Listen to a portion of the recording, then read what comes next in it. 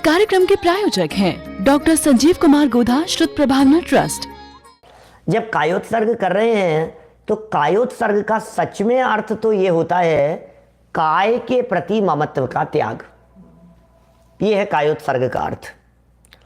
कायोत्सर्ग माने तो शरीर के प्रति ममत्व का त्याग, शरीर के प्रति अपनेपन का त्याग, ये कायोत्सर्ग कहलाता है। तो अब जब कायोत्सर्ग करने की बात कही तो पूजन करते करते बोले कायोत्सर्ग करो। मैंने बतलाया अतुल भाई, पूजन करते करते ये बीच में कायोत्सर्ग की पद्धति शायद इसलिए आई होगी कि अरहंत भगवान की पूजन कर रहे हैं, तीर्थंकरों की पूजन कर रहे हैं, और अरहंतों की तीर्थंकरों की पूजन करते करते बीच में परिणाम बहुत निर्मल हो गए, भाव भूमि बहुत विशुद्ध हो गई। तो बोले एक काम करो, अब जब किसी एक लेवल पर पहुंच गए परिणाम, बोले अब छोड़ो पूजन को और पूजन छोड़ करके उपयोग को आत्मा में लगाओ, कायोत्सर्ग करो, छोड़ो शरीर, क्या चढ़ा रहा हूं, क्या चढ़ा रहा है, क्या पूजन पे क्या हो रही, सब छोड़ो और छोड़ करके एक आत्मा का ध्यान करो। बोले ये जो ध्यान है इसका नाम कायोत्सर्ग। ये इसलिए कायोत्सर्ग की पद्धति थी। अब ये करता क्या है, पूजा का किया विसर्जन प्रभु और पाप भाव में चला गया। अरे पूजन रोक करके तुझे आत्मा में जाना था।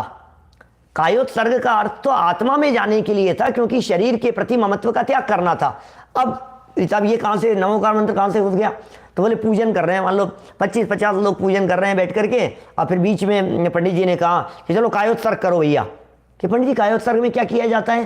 बोले आत्मा का ध्यान करते हैं। मैं तो जानता ही नहीं हूँ आत्मा का ध्यान। बोले तू एक काम कर, तू 9 बार नमोकार मंत्र बोल लिया कर। तो ऐसे वो नमोकार मंत्र बोलने की बात और वो परंपरा इस कायोत्सर्ग के माध्यम से प्रवेश कर गई। असली ध्यान तो ये है चेष्टा मत करो। ये उंगलियां गिन रहा है, चेष्टा कर रहा है, मुंह से जबान हिल रही है, तो बोल नहीं रहा हूं मैं, तो बोल नहीं रहा है तो अंदर में जबान हिल रही है।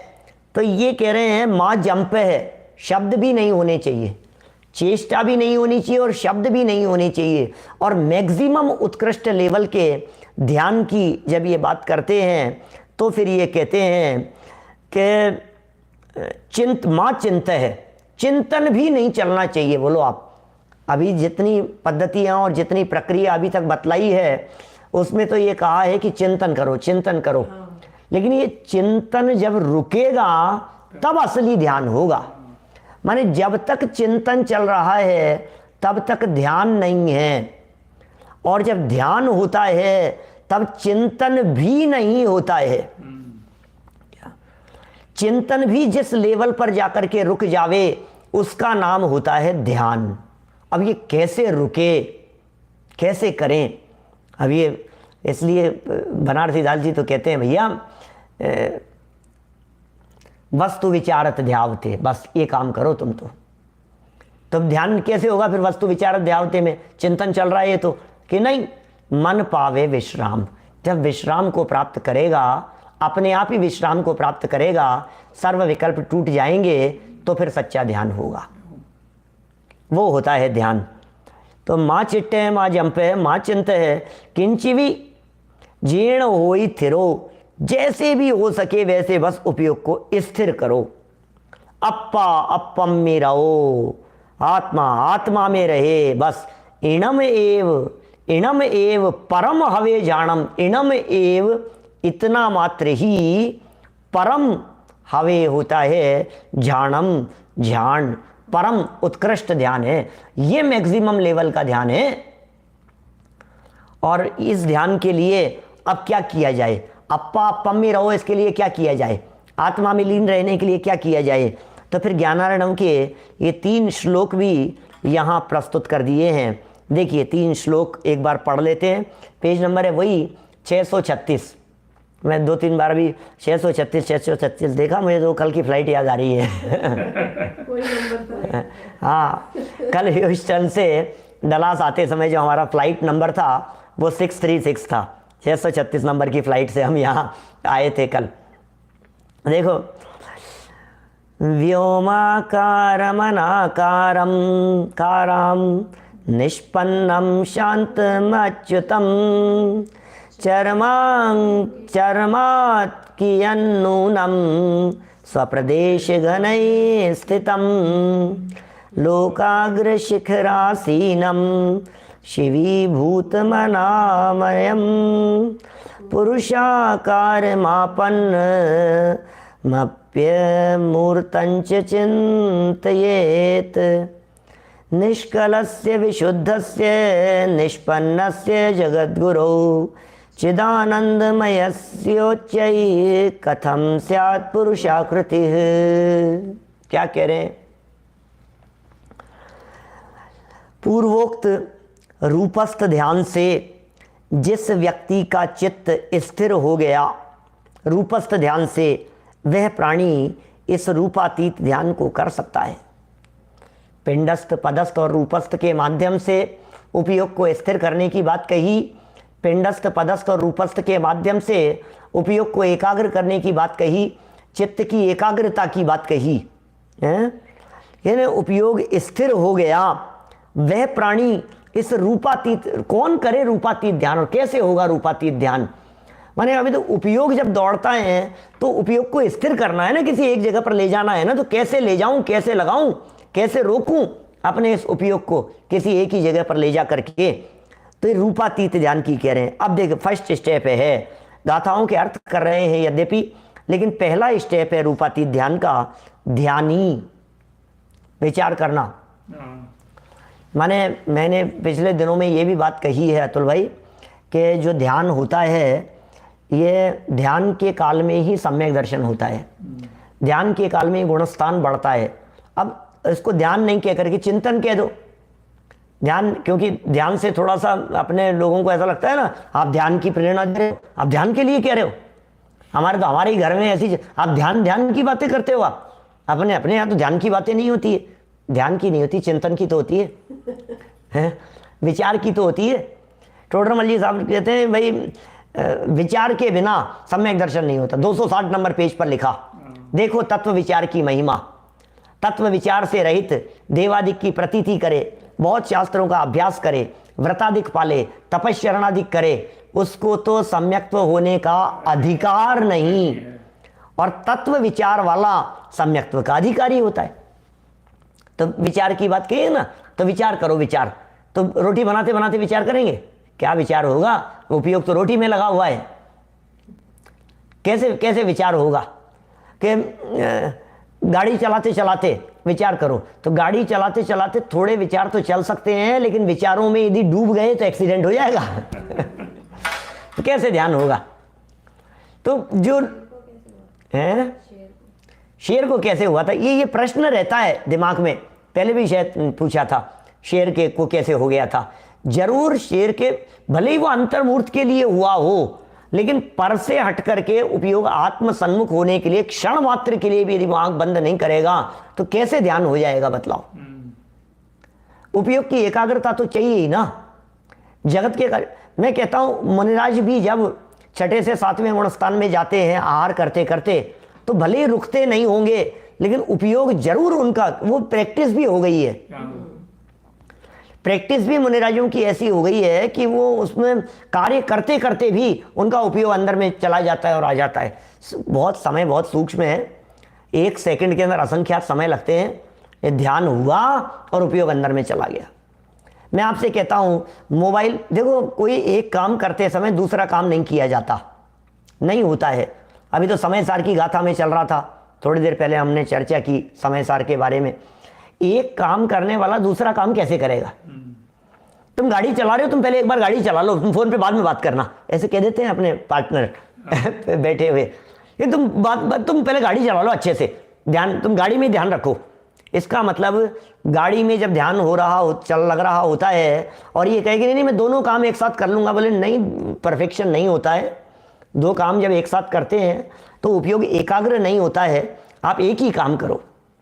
तो दुनिया के काम करते करते आत्मा में स्थिरता नहीं हो सकती है, नहीं हो पाती है। इसलिए स्टेप ये कहा है, आप हाथ पे हाथ धर करके बैठो, वस्तु विचारत ध्यावते। आप बैठो ध्यान करने के लिए, वस्तु स्वरूप का विचार करने के लिए। चलते चलते नहीं होगा, घूमते फिरते हुए नहीं होगा, खाते पीते बोलते हुए नहीं होगा सम्यक दर्शन। आज तक यदि नहीं हो रहा है तो ये तो सारे काम किए हैं आज तक, यदि नहीं किया है तो सिर्फ और सिर्फ विचार चिंतन नहीं किया है, बाकी सब द्विक्रिया हो जाएगी। हाँ, द्विक्रियावादी जैसा प्रसंग आएगा। तो एक ही काम तुम कर सकते हो, विचार चिंतन कर सकते हो। उपयोग को विचार और चिंतन में लगा दो कि कैसे लगाएं, क्या सोचें। अच्छा, उस ध्यान के काल में जिस उपयोग की एकाग्रता की बात आप कर रहे हो, उस काल में मैं क्या चिंतन करूं, ये बता दो आप, उसका चिंतन करो। कह दिया आपने। फाइनली ध्यान तो आत्मा का ही करना है, विचारों में तो आत्मा ही आना चाहिए। तो क्या करूं उसे आप बता दो। तो ये 636 नंबर पेज पर लिखा है, ध्यानी अपने मन को निम्न प्रकार से समझावे। ध्यानी अपने मन को समझाए कि नहीं नहीं मुझे चलना फिरना नहीं है, एक जगह बैठना है भाई, मुझे ध्यान करना है। इस प्रकार से समझावे कि तू कुछ भी चेष्टा मत कर। ऐसा नहीं ध्यान करने के लिए बैठा है और बच्चों को समझाना शुरू कर दिया है, इधर उधर इधर आ इधर उधर। तो भाई चेष्टा बंद करो, पहले तो इधर उधर देखना बंद करो, गर्दन घुमाना बंद करो, चलना फिरना बंद करो। तो सबसे पहले तो समझाए कि तू कुछ भी चेष्टा मत कर, कुछ वचन मत बोल, बोले नहीं। क्या माने वचन मत बोल, क्या तो बोलना नहीं है, बोलना का निषेध कर दिया। और इस तरह से समझावे कि न कुछ चिंतवन कर। अब ये कैसे हो सकता है, क्रिया नहीं हो, बोले नहीं और चिंतन भी नहीं करें। तो बोले कर भाई, कोशिश तो कर कि मेरे दिमाग में जो ये चिंतन चल रहा है, मेरे दिमाग में जो ये विकल्प चल रहे हैं, ये विकल्प भी टूटे। देखो, तोड़ने की कोशिश करनी पड़ेगी आपको। विकल्प चलेंगे चलेंगे चलेंगे और चलते चलते एक क्षण ऐसा आएगा कि वे विकल्प विश्राम को प्राप्त करेंगे। जो प्रक्रिया बिल्कुल नींद लेने की प्रक्रिया है ना, वही प्रक्रिया आत्मानुभव की प्रक्रिया है। नींद लेते समय क्या करते हैं, बोलो, नींद लेते समय क्या करते हैं? जब तक कुछ ना कुछ विकल्प चल रहे हैं तब तक नींद नहीं है। जब नींद आती है तो कुछ भी नहीं चल रहा होता है, खत्म हो जाता है सब कुछ। तो उसमें जब आप हिल रहे होते हैं, हाथ पैर हिला रहे होते हैं, उठ रहे बैठ रहे होते हैं, तो नींद नहीं आएगी, चेष्टा चल रही है आपकी। जब आप बोल रहे होते हैं तो नींद नहीं आएगी। बच्चों को सुलाते समय उनकी मम्मी ये कहती है, बस अब बोलना बंद कर, चुपचाप सो जा, बोलेगा नहीं कुछ भी, तो फिर बोलना बंद कराती है। ज़्यादा बिल्कुल पैर सीधे, हाथ सीधे करके सो जाओ, आंखें बंद। तो ये सारी चेष्टाओं को बंद करा दिया, बाहर की चेष्टाओं को बंद करा दिया, बोलना बंद करा दिया। अब वो कुछ ना कुछ सोच रहा है, तो बोले कुछ नहीं सोचना है। धीरे धीरे अब वो सोचना जब चल रहा होता है तो सोचते सोचते सोचते सोचते जब वो सोचना भी रुक जाता है तो फिर वो एक निद्रा की स्थिति होती है। उस नींद को अनुभूति मत समझ लेना। क्या ये मेरे तो सब माँ चिट्टई माँ जंपई माँ चिंतई हो गया, मेरे तो हो गया सम्यक दर्शन की प्राप्ति। बोले ऐसा नहीं है, निज आत्मा में रत रहो। ये बात यहाँ कही गई, आत्मा में रत रहने की प्रेरणा दी गई है। आत्मा में रत रहेंगे तब जाकर के होगा। तो आत्मा में लीन होकर स्थिर हो जा। इस ध्यान में स्थिर करने के लिए निम्नलिखित प्रयोग करना चाहिए। आत्मा में स्थिर करने के लिए क्या प्रयोग करना चाहिए? कुछ प्रयोग भी हैं कि हाँ, फिर प्रयोग बता रहे हो आप। तो यहाँ तो प्रयोगों से ऊपर उठना है और आप कह रहे हो प्रयोग करो। तो भाई क्योंकि अभी कहना बहुत आसान है, हमने कह दिया कि सोचो मत, और आपने कह दिया हाँ ठीक है नहीं सोचूंगा, तो क्या रुक गए आपके विकल्प? हमने कहा चलो मत, तो वो तो समझ में आती, चलो चेष्टा करना बंद कर दिया। हमने कहा बोलो मत, तो समझ में आती है कि हमने बोलना बंद कर दिया। आपने कहा सोचो मत, तो ठीक है मैं नहीं सोचूंगा, मैं नहीं सोचूंगा, अब मुझे नहीं सोचना है, अब मुझे नहीं सोचना है। यही सोच रहा है मुझे नहीं सोचना है, ये ही सोच रहा है, तो वो कैसे रुकेंगे? तो बोले उसके लिए अपने उपयोग को, अपने मन में कुछ चिंतन चलने दो, कुछ एक वैचारिक प्रक्रिया बतलाइए, आत्मा के बारे में विचार चलने दो, और फिर चलते चलते वो विचार एक क्षण ऐसा आएगा कि वो रोकना नहीं पड़ेगा, वो विचार स्वयं में रुकेंगे और निर्विकल्प आत्मा की अनुभूति होगी। ऐसा ही होता है, माने उस समय कुछ भी नहीं होता है। देखिए यहाँ लिख रहे हैं, आकाश के अर्थात अमूर्त अनाकार, आकाश के अर्थात अमूर्त है, अनाकार है। इस तरह से अनाकार अर्थात पुद्गल के आकार से रहित, पुद्गल का जिसमें आकार नहीं है उससे रहित, क्योंकि रूपातीत ध्यान की चर्चा करनी है। प्रकरण चल रहा है चौथे प्रकार के ध्यान का, इसका नाम है रूपातीत ध्यान। पिंडस्थ में आत्मा का ध्यान था, पदस्थ में जिनवाणी का ध्यान था, रूपस्थ में अरंतों का ध्यान है और रूपातीत में सिद्धों का ध्यान है।